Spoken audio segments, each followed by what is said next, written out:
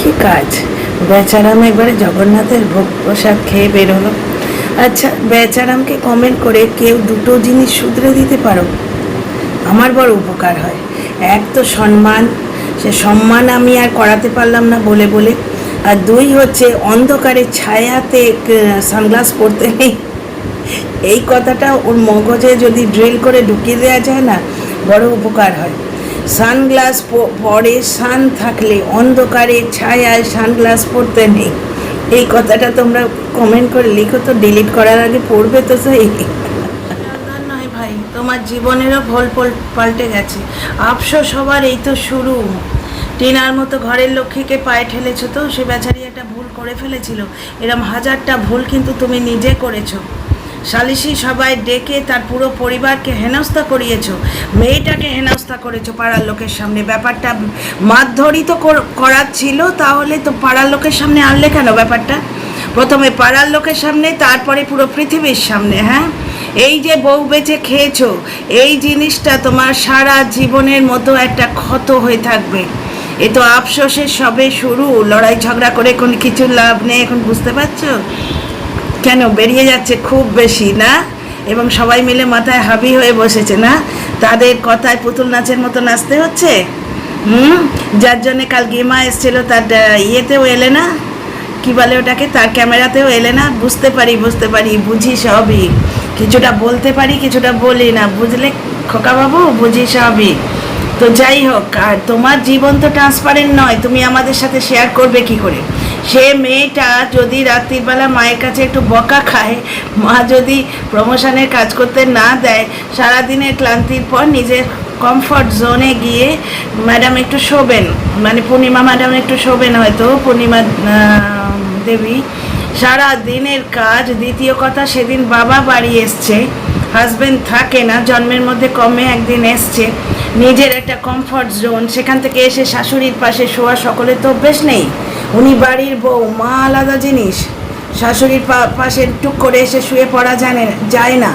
তারপর ওখান থেকে যদি সরতে হয়, তাহলে টিনার বাবাকেও সরতে হবে। নিচে টিনা ঠাম্মির সাথে শোয়, মাইন্ডেড, নিচে টিনা ঠাম্মির সাথে শোয়। তাহলে কালকে টিনাকে যদি ওরা কাজ করতে দিত, মানে টিনার মা কাজ করতে দিতেন, তাহলে ভার্চুয়ালি ওদের ব্যাপারটা কি হতো জানো? ঠাম্মি, টিনার মা, টিনার বাবা, এইরকম সিকোয়েন্সে শুতে হতো।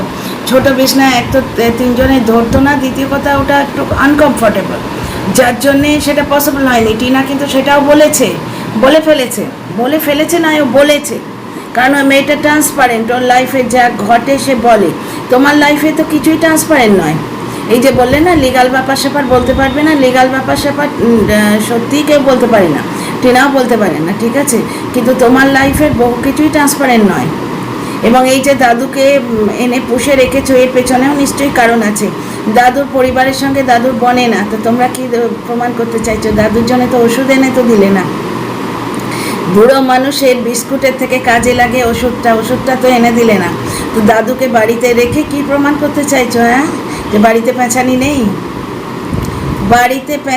নেই, যে দাদু রয়েছে। তাহলে দেখো আমার বাড়িতে পেঁচানি কি করে থাকবে সেইটা। আর দাদুর একটু প্রিয়পাত্র হয়ে গেলে, কারণ তোমরা বুঝতেই পারছো দাদুর এজ হয়েছে এবং পরিবারের সঙ্গে ওনার বনে না, সেটা জ্বলন নিজেই বললো। এর পরিবারে একটা মানে জ্বলনের সঙ্গে রিলেটেড এমন একটা মানুষ দেখাতো যার একটা সুস্থ স্বাভাবিক পরিবার আছে। মানে ওই সৌমালি কেটে বেরিয়ে গেছে, তাই সে শান্তিতে আছে। মানে এদের সঙ্গে যোগাযোগ রয়েছে এমন একটা পরিবার দেখাও যারা সুখে শান্তিতে ঘর সংসার করছে। কোত্থেকে একটা দাদু ধরে এনেছে ঠিক নিজের মতো, যাদের পরিবারের আতাপাতা নেই। বুড়ো বয়সে ভদ্রলোক ভাঙা পা নিয়ে একা রেঁধে খাচ্ছেন, মানে পরিবারের সঙ্গে বেশ ভালোই দ্বন্দ্ব লেগেছে।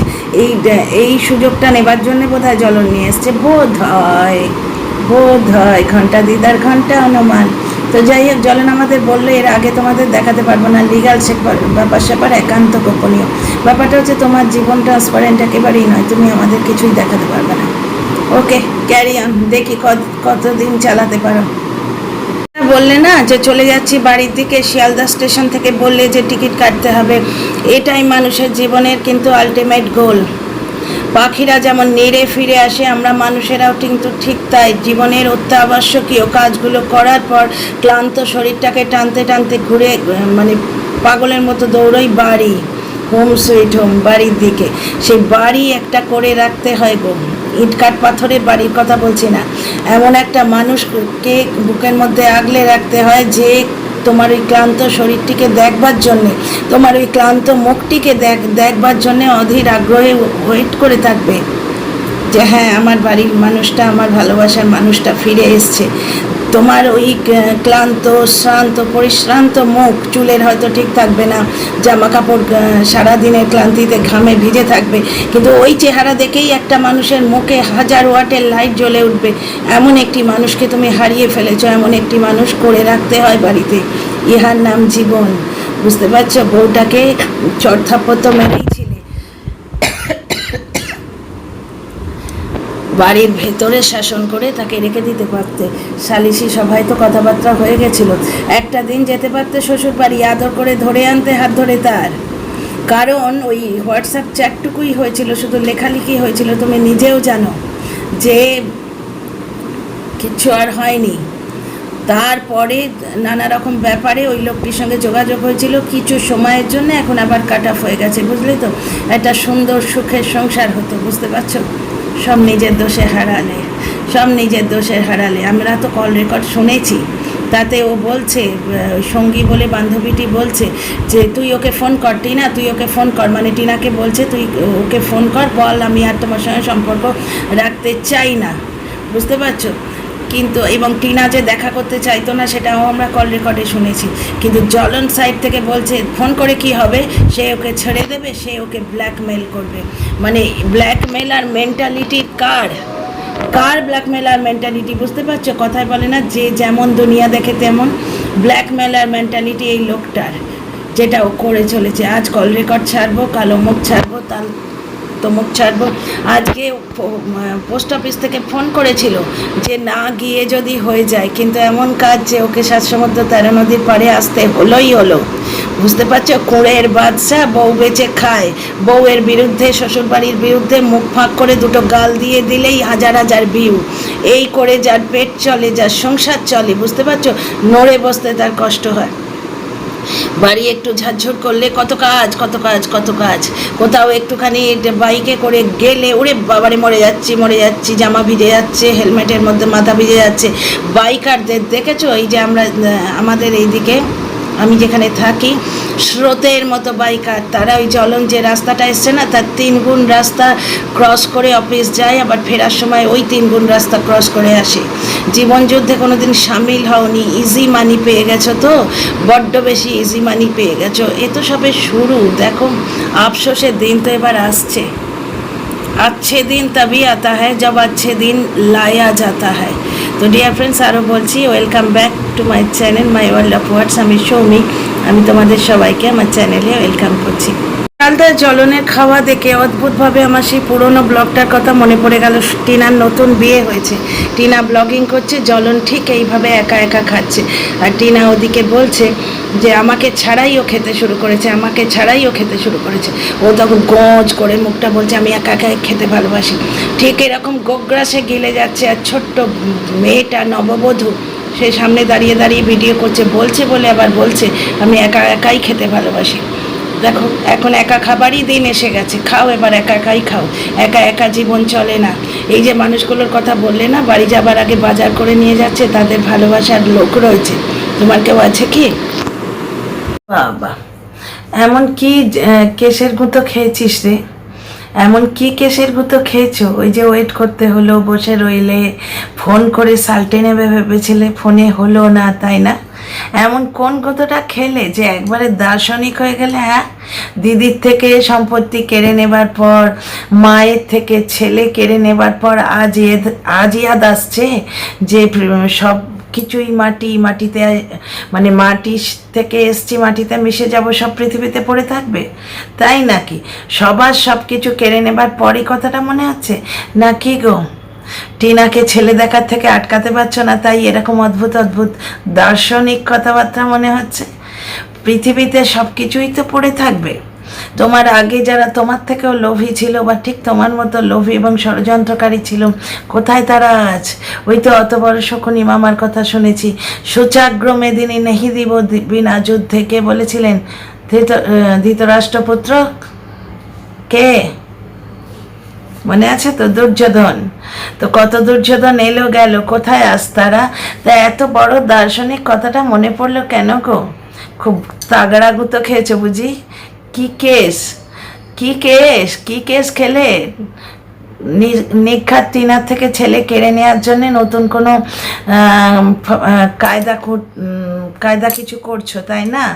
তাই হঠাৎ করে এত দার্শনিক চিন্তা ভাবনা।